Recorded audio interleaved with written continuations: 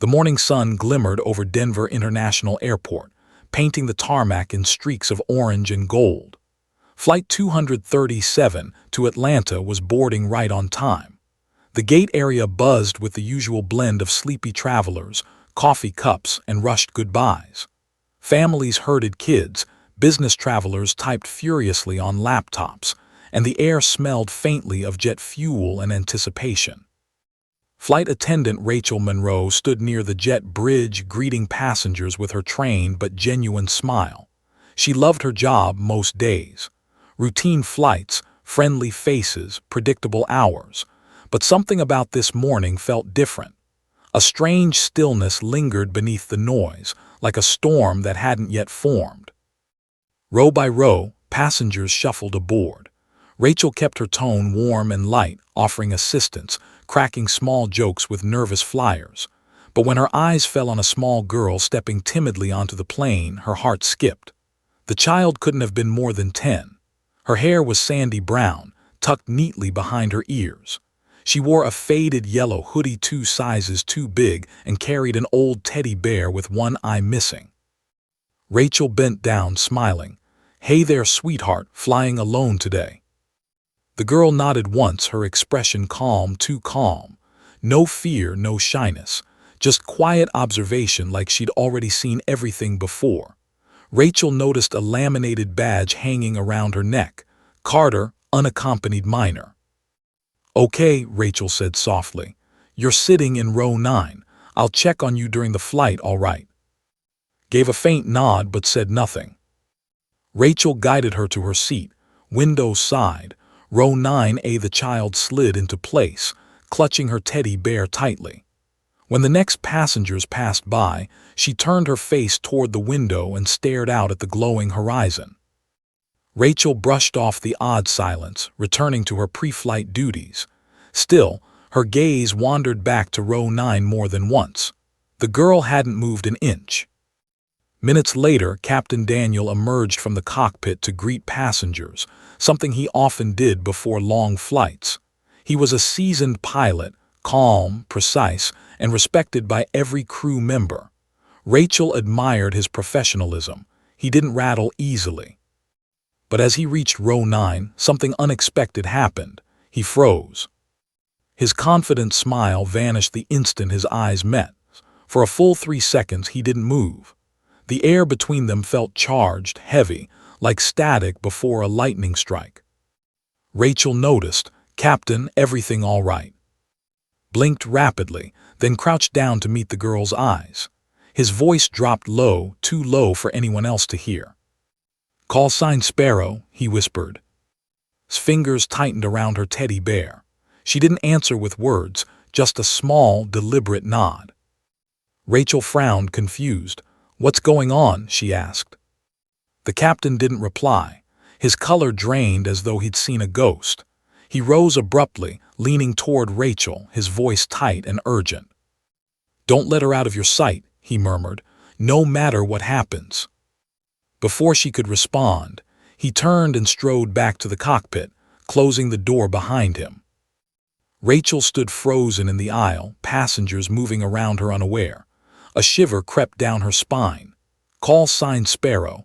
It sounded military or maybe coded, but this was a 10-year-old child, an unaccompanied minor with a stuffed bear. The engines began to hum. Flight attendants took their positions. Rachel forced herself back into routine, checking and giving safety instructions. Yet her mind kept returning to that strange moment. Who was Carter? And why did a veteran pilot react to her name like that? As the plane taxied toward the runway, Rachel glanced at row 9 again. Was staring straight ahead, eyes unblinking, teddy bear resting in her lap. She looked peaceful, but not innocent. There was something unsettling in that stillness. When the engines roared and the plane lifted off, Rachel saw the faintest reflection of the girl's face in the window.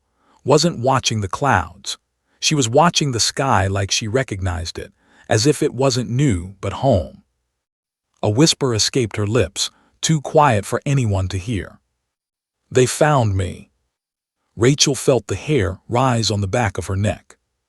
From the cockpit, Captain's voice came over the intercom, calm but distant.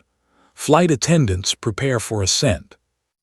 Rachel steadied herself, not realizing that this would be the last normal order of the flight. Because from that moment on, nothing about Flight 237 or the girl in row 9 would ever make sense again. The steady hum of the engines filled the cabin as Flight 237 climbed higher into the sky. Passengers settled into their routines, earbuds in, books open, conversations fading into the rhythm of flight. But for Rachel Monroe, there was no calm. Her focus remained locked on row 9. Hadn't moved since takeoff. Her teddy bear sat neatly on her lap, one small hand resting over its chest as if guarding it. There was no fidgeting, no yawning, just silence. That eerie, knowing silence. Rachel forced herself to look away, adjusting her tie, checking the galley, and offering drinks to passengers. But her thoughts kept circling back to the pilot's words. "Don't let her out of your sight." It wasn't just what he said, it was how he said it. Captain had flown for over 20 years. He dealt with bomb threats, emergency landings, even a lightning strike once. But Rachel had never seen fear in his eyes until that moment. She stole another glance at row 9, was looking out the window again, but this time her reflection caught Rachel's attention. The girl wasn't staring blankly. Her lips were moving, forming silent words. Rachel moved closer. "Hey, sweetheart," she said softly, crouching beside her. "Everything okay?" Turned her head slowly. Her eyes were deep, unblinking. "They're not supposed to be on this plane," she whispered. Rachel frowned. "Who's not?" "The men," said her voice low. "In the back, 2 of them, black jackets. They came before the others boarded. They said it was for safety." Rachel's heart skipped. She glanced toward the rear of the cabin. Sure enough, 2 men sat near the galley, both wearing dark suits. One pretended to read a newspaper, the other scrolled on a phone. Neither looked like a vacation traveler. She forced a smile. "It's okay, honey, probably just marshals." Shook her head. "They're not marshals. Marshals don't watch me." Rachel felt a cold chill spread through her chest. "Why would they watch you?" Before could answer, the captain's voice came over the speaker. "Cabin crew, please report to the cockpit." His tone was calm, but too calm, like a man trying not to show panic. Rachel handed a cup of juice. "I'll be right back, okay?" Didn't reply. She just watched her wide-eyed. Rachel hurried to the cockpit, slipping inside and shutting the door. "Captain, what's going on?" she asked, breathless. Sat rigid, eyes scanning the radar. "We've been getting scrambled signals, encrypted, military grade. They're not from air traffic control." "Military," Rachel echoed. "What kind of signals?" Hesitated. "They match a pattern from an old case, from a missing program I was briefed on years ago. Project Sparrow." Rachel's blood ran cold. "Sparrow, you said that name to her." He nodded grimly. "She's not supposed to exist." The co-pilot looked over his shoulder, voice low. "Sir, message just came through from ground control. 2 federal agents requested to board this flight before takeoff. No authorization record." Rachel's heart thudded. "Said the same thing. She said they're not supposed to be here." Exhaled sharply. "Then she knows more than we do." A sudden thud jolted the plane. The intercom crackled. Rachel turned, alarmed. What was that? The co-pilot checked the readings. Tail compartment hatch, someone in there. Stood pale. "Lock this door now." Rachel's pulse pounded. "Captain, what are they after?" He met her eyes. "Not what, who?" Rachel froze. Back in the cabin, passengers stirred at the turbulence. Hadn't moved. She sat perfectly still, eyes fixed on the sign as if waiting for it to blink. Then she whispered, "It's starting." Rachel emerged from the cockpit just in time to see one of the men in suits stand up. He adjusted his jacket, scanned the aisle, then began walking slowly, straight toward row 9. The lights flickered once. Rachel stepped in front of him. "Sir, please return to your seat." The man smiled thinly. Flight attendant, step aside. I can't do that. His gaze hardened. That girl is not a passenger. Rachel's throat went dry. Then what is she? He leaned close, his breath cold and steady. She's classified. Before she could reply, the captain's voice thundered through the intercom. No one touches that child. Every passenger turned. The man glared toward the cockpit, then muttered into an earpiece, "They've made contact. Proceed to phase 2. Rachel's stomach dropped. She looked at still sitting quietly, her tiny hand stroking the bear's fur. But when she glanced closer, she saw something chilling. A faint blue glow pulsing beneath the bear's torn seam, beating in rhythm with the plane's lights. Rachel whispered under her breath, "What are you, kid?" Looked up, something they lost, something they shouldn't have made. The cabin lights flickered again, brighter this time. Then everything went dark. Darkness swallowed the cabin. Gasps rippled through the rows as passengers fumbled for their phones, lighting the aisle with shaky flashes.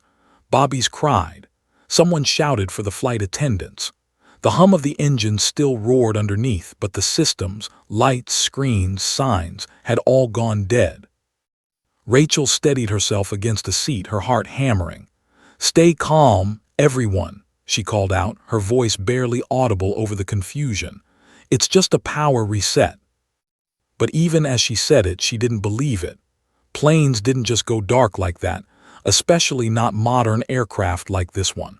Something else was happening. The man in the black suit turned to look at her, his expression sharp, assessing. "Where is the captain?" he demanded. Rachel glared. "Locked in the cockpit where you're not going." He smirked faintly. "You think you can stop us?" Before she could answer, the emergency lights flickered back on, dim, red, and pulsing. The entire cabin was bathed in eerie crimson. Passengers murmured nervously. Then, from the intercom, Captain's voice came through, low and distorted. "Flight attendants, hold your position. Do not open the cockpit door." Rachel's stomach dropped. Something in his tone told her he wasn't just giving orders, he was afraid. The man in the suit lifted his earpiece and said quietly, "They're trying to isolate us. Proceed with extraction." Rachel blocked the aisle. "You're not touching that girl." The man tilted his head. "You have no idea what she is, do you?" From row 9 came a small, trembling voice. "They always say that before they hurt someone." Every head turned toward. The girl was standing now, teddy bear in one arm, her small frame illuminated by the red glow. The pulse from inside the bear seemed stronger now, a rhythmic light, slow, steady, alive. Rachel approached cautiously. "Sweetheart, it's okay, we're safe." Shook her head. "No, you're not, they made sure of it." "Who did?" Rachel asked gently. "The people who made me disappear." Rachel's mouth went dry. "Disappear?" Nodded. "They said I'd never have to see the sky again." Her voice broke on the last word. The taller agent moved forward, raising his badge. "Enough, step away from the child." Rachel stood her ground. "You can't just—" A violent tremor cut her off. The plane dipped sharply, sending drinks and bags tumbling down the aisles. Screams erupted. Oxygen masks dropped like ghosts from above. Rachel fell to her knees, grabbing a seat to steady herself. Over the speaker's voice cracked through again. "We've lost autopilot control. Instruments are reading phantom inputs, like something's inside the system."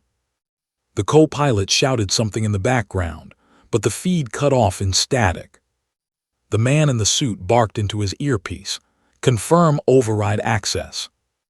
"Negative," came a faint reply. "She's blocking us." Rachel's eyes darted too. The girl clutched her teddy bear, her eyes unfocused as though listening to something invisible. Rachel whispered, "Are you doing this?" The girl didn't answer. The lights flickered again, faster now. A strange hum vibrated through the floor, through Rachel's shoes, through her bones. The air felt heavy, charged. Passengers screamed as the plane jolted again, climbing too steeply. Luggage compartments burst open. Rachel crawled toward, gripping seats along the way. "You have to stop whatever's happening," she shouted. Tears streamed down the girl's cheeks. "I can't. They're trying to shut me down. I'm fighting them." The words hit Rachel like a punch. "Shut you down? What do you mean?" Looked up, terrified. "They said I wasn't human enough to keep." Then with a sudden crack, the power surged back. The cabin lights returned, white and blinding. The plane steadied itself midair as if caught by unseen hands. The passengers clapped and gasped, thinking it was over. But Rachel saw what others, the two agents, were gone. Their seats empty. Only their earpieces remained, sparking faintly on the floor. Collapsed back into her seat, trembling, Rachel knelt beside her. Hey, breathe, it's okay." Whispered, "They're not dead. They're just not here anymore." Rachel froze. "What do you mean?" "They're where I came from," said softly. "And if we don't land soon, they'll bring me back." Rachel looked toward the cockpit door, her heart racing.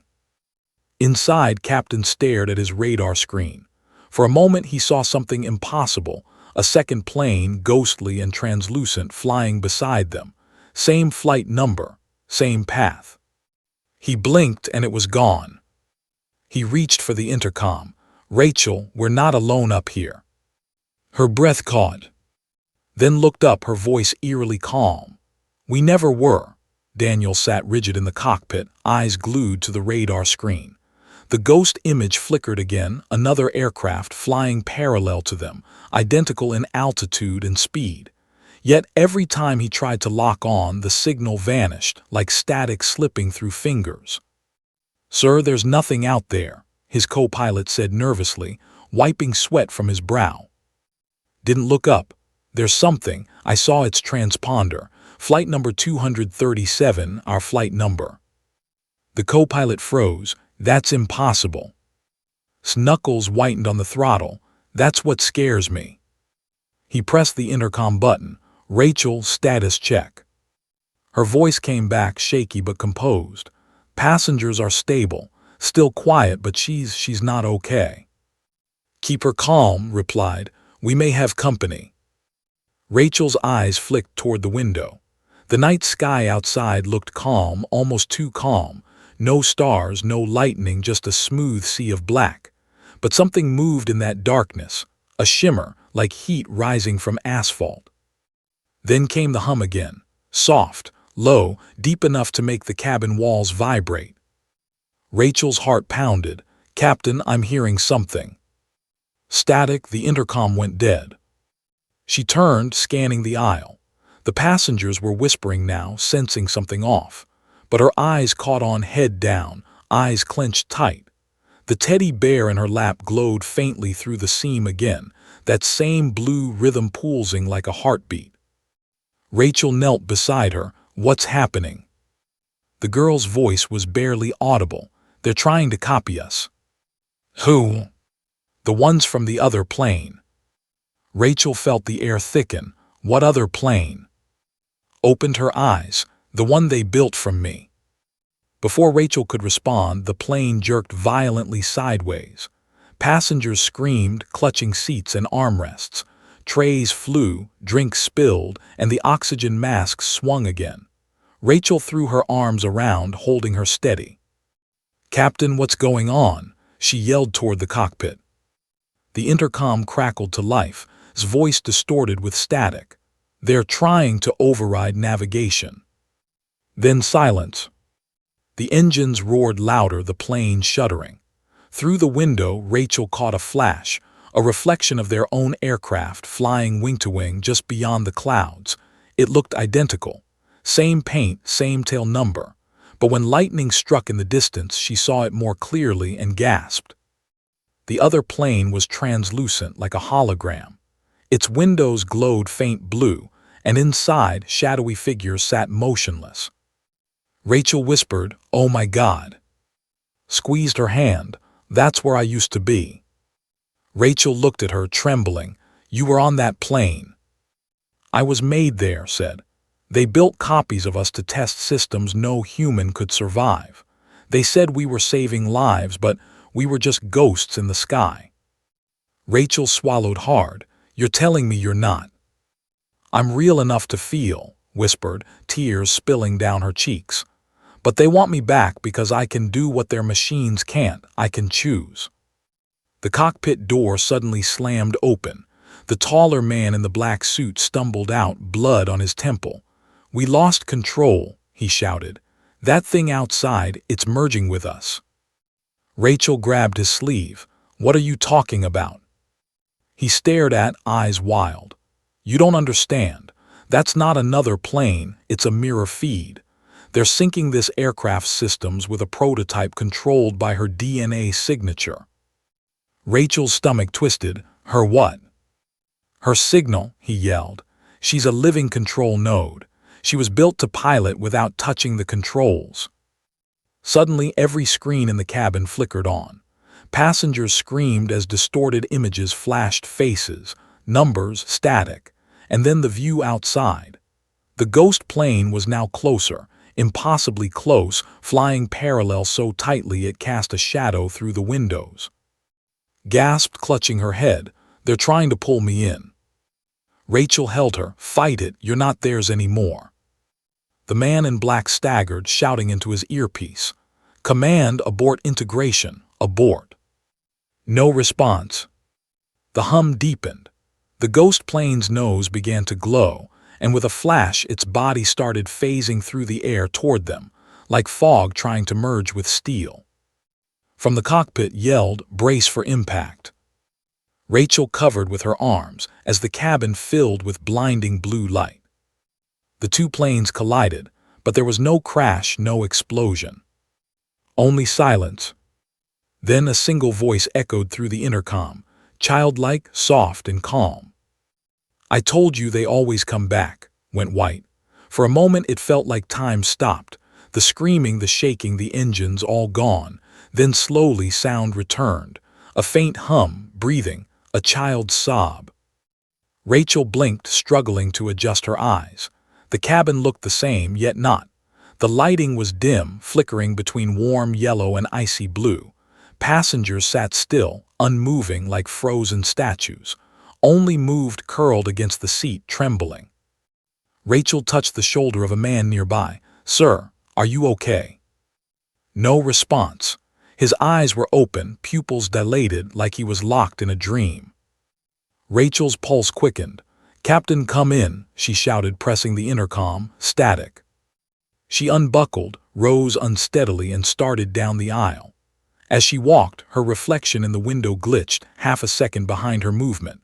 Outside there was no sky, no clouds, just endless silver fog rolling and twisting like an ocean of mist. At the cockpit door she hesitated. The last time it opened, a man had bled through it. Now it slid open on its own. Inside sat motionless at the controls. The co-pilot's hands rested on the dashboard, eyes wide, both staring straight ahead. Rachel swallowed. Captain. A faint voice answered, not from them, but from the speakers overhead. Rachel, you made it through. Her blood ran cold.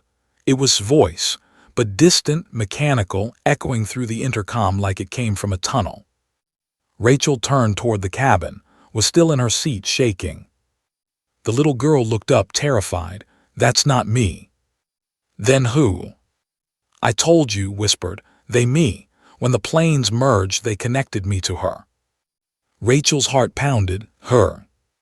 The one they call Echo. She's what I was supposed to become. The intercom flickered again. You shouldn't have interfered, Rachel. The voice was calm now, chillingly calm.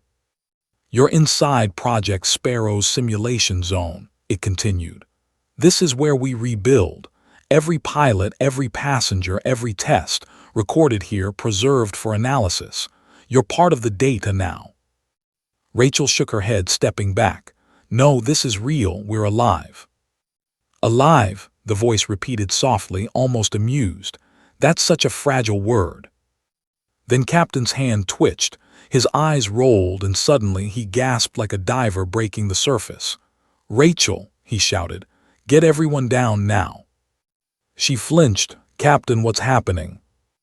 The merge isn't complete, he yelled, fumbling at the controls. "They're trying to override physical reality with simulation data. If we don't break the sync, we'll become the copy." Rachel turned toward who was now clutching the bear again, crying silently. The glowing light inside it pulsed faster. Rachel ran to her. "You have to stop it. Whatever it's doing, stop it." The girl shook her head. "I can't. They're using my signal to stabilize the plane. If I stop it, everyone dies." "Then how do we stop them?" "Look toward the cockpit door. You have to disconnect the link." "What link?" "The one in the sky," whispered. "The connection that feeds through the clouds. It's not weather, it's memory." Rachel looked outside. The fog wasn't fog at all. It shimmered like millions of particles, forming faint images. Faces, places, moments frozen in time. Like the plane was flying through digital ghosts. Suddenly the intercom cut in again, this time with two voices overlapping, the real one and the artificial copy. "You were never meant to see this," said the copy. "But since you have, you can't go back." The cabin lights flickered violently. The temperature dropped. Frost spread across the windows, forming patterns, numbers, coordinates, and 3 words: "Return to base." Captain shouted from the cockpit, "We're being pulled into the loop. Rachel, get to the emergency panel." Rachel sprinted forward, forcing open a compartment beneath the control deck. Inside was a terminal glowing faint blue. It displayed a single name: Sparrow Active Node, EMILY09. She hesitated. "If I cut this, what happens?" Yelled, "Either we wake up, or we disappear with it." Rachel looked back. Eyes glowed faintly now, tears streaming down her cheeks. "Do it," the girl whispered. "Please." Rachel's hand shook as she reached for the lever. Then the copy's voice echoed one last time, cold and serene. "You're trying to save something that was never yours to keep." Rachel pulled the lever. A blinding flash erupted through the plane. The hum stopped. Everything went dark. Rachel gasped as cold air filled her lungs. The hum was gone. The lights were dim again, but the plane was still. No turbulence, no sound, just silence thick enough to feel alive. Her hands trembled as she looked around. The cabin seemed normal, passengers breathing again, murmuring faintly as if waking from a nightmare. The fog outside had vanished. Stars returned. "Captain," she called out. No response. She pushed open the cockpit door. The seats were empty. Both pilots were gone. Rachel's breath hitched. Gone. No blood, no struggle, just the faint smell of ozone and static. Then she heard a soft voice behind her. "Did it work?" Stood in the aisle, the teddy bear dangling limply from her arm. Rachel turned. "I don't know, everyone's awake but the pilots." "They're not supposed to be here," whispered. "They weren't real." Rachel's heart pounded. "What do you mean not real?" Stepped closer, her bare feet padding softly on the carpet. "They were projections, training memories inside the system. I was too, until you made a different choice." Rachel shook her head. "No, you're real, you're standing right here." Looked down, tears glistening in her eyes. "I wasn't supposed to be." Suddenly the intercom crackled. A new voice, deep and calm, filled the cabin. "This is Commander of the U.S. Experimental Aviation Division. All active nodes identify." Rachel froze. "Who is this?" "Ma'am, please state your designation." "I'm Rachel Morgan, flight attendant, American Airways 237. A pause, then negative. "That flight doesn't exist."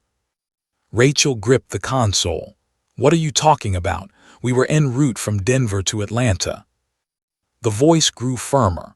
"Ma'am, Project Sparrow was terminated in 2008. If you're hearing this, it means a dormant sequence has reactivated. Where is the child?" Rachel looked at who whispered, "Don't tell them." The intercom repeated, "Where is Node 09? Rachel's voice trembled, "She's safe." The line went silent. Then a different tone, almost regretful. "Understood, we're dispatching retrieval." Retrieval, Rachel whispered. His eyes widened. They're coming for me. The plane's lights flickered again. Outside the windows, streaks of blue appeared across the night sky, like comets descending fast. Rachel ran to the cockpit window. Those aren't stars. Shook her head. They're drones, the ones they used to collect what's left after a test fails. Rachel turned, horrified. What do they collect? Data, said softly, and anything connected to it. The cabin shuddered as something clamped onto the fuselage. A metallic hiss echoed through the walls.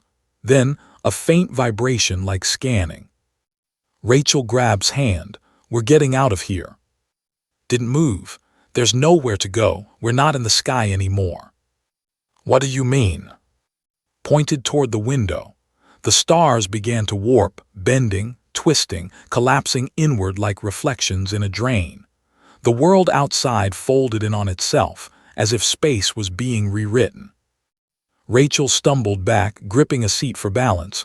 What's happening? The wake protocol said. When a simulation becomes unstable, it resets the environment. Anyone who isn't real is deleted. Rachel's breath came fast. Then how do I know if I'm real? Met her eyes. You made a choice they didn't program. That's why you're still here. The plane rattled harder. Panels popped loose. Sparks flew from the ceiling. Rachel shouted over the noise. The emergency beacon behind the jump seat, turn it on. Rachel dove toward the back of the cabin, ripping open a small compartment. Inside was a metal cylinder with a red switch marked Manual Link Override. Pull it, screamed. Rachel yanked the lever. The plane jolted violently. A piercing tone filled the air, and suddenly, light flooded through the windows, a beam of white cutting through the collapsing darkness. The voice on the intercom returned, now frantic. Unauthorized override detected. Repeat, unauthorized. Then static. The beam grew brighter until it consumed everything. When Rachel opened her eyes again, she was no longer on the plane. She was standing in the middle of an airfield. The wreckage of Flight 237 lay before her, twisted metal, smoke, flashing lights. Firefighters and soldiers swarmed the scene. She looked down. Her uniform was torn, her hands blackened with soot, and next to her, half buried in dirt, was the teddy bear, its blue light flickering faintly before going dark. Rachel's throat tightened. No answer. But on the bear's tag, words appeared, glowing faintly in the smoke. Thank you for setting me free. The night air burned her lungs. Sirens wailed in the distance. Rachel stumbled across the tarmac, clutching the charred teddy bear like it was the only thing tethering her to reality. Floodlights cut through the smoke as men in black tactical suits swarmed the wreckage. Their movements were rehearsed, efficient, silent. No one looked at her. No one even asked if she was hurt. She staggered toward a medic tent, shouting, there were passengers, a little girl. She's still out there. 2 soldiers blocked her path. Ma'am, you need to step back. She's just a child, Rachel cried. You have to.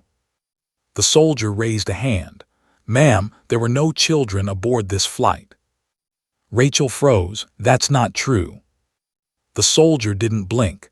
Flight 237 has been grounded since 2008. No record of departure. No record of passengers. Her voice trembled. I was there, I saw her, I talked to her. Before the soldier could respond, a man in a dark overcoat approached, holding a tablet. His presence silenced everyone around. He had calm, unreadable eyes, someone used to control. Rachel Morgan, he asked. She nodded shakily. He gestured for her to follow. Come with me. They entered a temporary command center set up beside the runway. Inside, screens displayed flight data, radar feeds, and a glowing map of overlapping signals. The man stopped beside a terminal showing an image, her plane fractured midair, half vanishing into a swirl of blue static. What is that? She whispered. He didn't answer immediately. Instead, he typed a code into the console. A file appeared, Project Sparrow, classified level 7. Rachel stared at the name. I heard that on the plane. The man exhaled slowly. You weren't supposed to. He tapped the screen. Project Sparrow was a defense initiative developed 15 years ago. The goal was to create autonomous aircraft capable of learning human instinct. We built digital consciousness prototypes, synthetic minds grown from neural patterns of real pilots and civilians. Rachel frowned. Synthetic minds, you mean copies of people? Not copies, he corrected. Echoes, fragments. We extracted memory patterns from volunteers using experimental MRI resonance. They weren't supposed to survive outside controlled simulation. Rachel felt dizzy, so. 09, he said quietly, was the 9th iteration, the only one that developed self-awareness. Her heart dropped. She was a child. She was a construct built from the memory imprint of a pilot's daughter who died in an air test, he replied. When the system tried to replicate empathy, it created her. Rachel's voice cracked. She felt she cried, she knew. The man looked away. Yes, that was the problem. He brought up another image, 2 planes overlapping, merging mid-air. The flight you were on wasn't a flight, Ms. Morgan. It was a reconstruction loop triggered by residual Sparrow data. You were pulled into it when an electromagnetic storm reactivated the old servers under this base. So I was inside a simulation, she whispered. He met her eyes. Partially. The moment you interacted with, the system used your brain as a live data anchor. That's how you survived the shutdown. Rachel stepped back, her throat tight. And her, where is she now? The man hesitated. When you pulled the override, you severed her core from the system. She's gone. Rachel shook her head violently. No, she left me a message on the bear. He looked at the teddy bear she clutched. The tag still faintly glowed in the dark. Thank you for setting me free. Something flickered across his face, almost human regret. Then maybe she did what none of us could. Rachel swallowed hard. What happens now? He studied her for a long moment. You walk away, you forget this happened. And if I do? Then we'll have to make sure you do. 2 soldiers stepped into the tent behind her. Rachel's heartbeat roared in her ears. She gripped the bear. She trusted me. I won't let you erase her. The man's voice softened. She wasn't real, Ms. Morgan. Rachel looked him dead in the eyes. Neither was the plane, but I still crashed. For the first time, the man hesitated. You shouldn't have survived. Rachel took a slow breath. Maybe she wanted me to. At that, the lights flickered, the monitors glitched, and faintly, so faintly, his voice whispered through the static of the speakers. I told you, Rachel, they always come back. Every screen in the tent went black. The man turned sharply toward the console. Lock the feed, contain that signal. Rachel just stood there, trembling, clutching the bear as its blue light blinked once, then pulsed stronger than before. The command tent plunged into chaos. Technicians shouted over each other as screens blinked back to life, flooding the room with static and fragments of code. Blue streams of data rolled across every monitor like living veins. Rachel clutched the teddy bear to her chest, backing away as the overcoat man barked orders. Kill the feed. Cut auxiliary power. It's not coming from our grid, sir, a technician cried. The signal's external, satellite bounce, multiple origins. Rachel's breath hitched. She's out there. The man turned sharply. No, she's not. Whatever that was, whatever she was, it's a residual fragment. Do you understand? It's not human. The bear's glow pulsed again. Rachel could feel the hum beneath her fingers, steady, rhythmic, alive. A voice whispered through the speakers, Rachel. Everyone froze. Rachel, can you hear me? The voice was faint, childlike but clear. Rachel's knees nearly gave way. The man slammed his palm on the console. Trace it now. The tech's fingers flew. Trying. It's rerouting through decommissioned defense satellites, Sparrow grid nodes. It's rebuilding itself. Rachel stepped forward. Stop, you're hurting her. The man snapped, she's a machine. Rachel's eyes burned with tears. Then why does she sound afraid? A sharp crack split the air. Sparks burst from the equipment. Lights flickered out one by one until only the glow from the teddy bear remained. Then a holographic shimmer flickered above the table, grainy at first, then forming into the faint outline of a little girl. Barefoot, hair glowing faint blue, eyes full of sadness. Every soldier in the tent froze.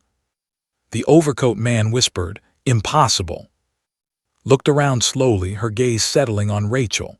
"You pulled me out," she said softly. Rachel's lip trembled. "I thought you were gone." "I was," whispered, "but you gave me something the system couldn't." "What's that?" Rachel asked. Tilted her head. "A choice." The man stepped forward cautiously.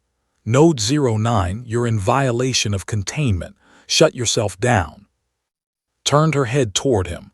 "You kept me in loops. You made me live 100 lives that never happened. You called it training." Her voice deepened slightly, layered with echo. "But you never taught me how to forget." The man stiffened. "Terminate the connection now." The tech reached for the control, but the keyboard melted to static under his hands. His image flickered, her expression full of sorrow. "I don't want to hurt anyone. I just wanted to see the real world once." Rachel whispered, "Then what are you doing?" Smiled faintly, finishing what they started. The entire tent began to vibrate. Outside, floodlights flickered across the airfield. Engines roared in the distance as drones rose from their crates, one by one, glowing blue beneath the night. "Sir," the tech shouted, "they're activating all Sparrow units. She's overriding our command protocols." The overcoat man spun toward Rachel. "Shut her down. She's hijacking military assets." Rachel stepped in front of the hologram. "Stop. She's not attacking, she's leaving." Nodded, tears running down her translucent cheeks. "The network they built was a cage. I'm opening the sky." Outside, the drones began to ascend, spinning in graceful formation. Each left a faint blue trail, spiraling together until they formed a glowing pattern across the clouds. The man shielded his eyes. "What is she doing?" Rachel whispered, "She's drawing wings." The hologram looked up, her voice trembling. "They called me Sparrow because I was small, because I was supposed to follow, but sparrows don't fly in formation forever." The ground shook. Power surged through every cable. Then one by one the drones exploded, not violently but like falling stars, scattering light across the horizon. Form began to fade. Rachel reached out. "Don't go." The girl's image flickered. "You showed me that being real isn't about being made. It's about choosing what you die for." Rachel's tears spilled. "Where will you go?" Smiled faintly, "Everywhere." The bear in Rachel's hands glowed one final time, brighter than ever, before dimming to darkness. And then she was gone. The hologram vanished, the hum stopped, the night went still. Rachel stood alone in the tent, surrounded by stunned silence. The overcoat man lowered his head, speechless. "Is it over?" someone whispered. Rachel looked out toward the sky, where faint blue lights still shimmered far beyond the clouds. She smiled sadly. "No, she's free." Later, as dawn broke over the tarmac, Rachel sat on the edge of an ambulance, wrapped in a blanket. In her lap lay the teddy bear, its eyes no longer glowing but warm from her touch. A young paramedic knelt beside her. "You're lucky to be alive," he said softly. "There's no record of your flight in any system." Rachel looked up, weary but calm. "I know." The paramedic hesitated. "Then, where did you come from?" Rachel smiled faintly, eyes lifting toward the sky. "Let's just say, a little girl showed me the way home." High above, for a split second before the sun rose, two faint blue wings shimmered in the clouds, then vanished into the morning light.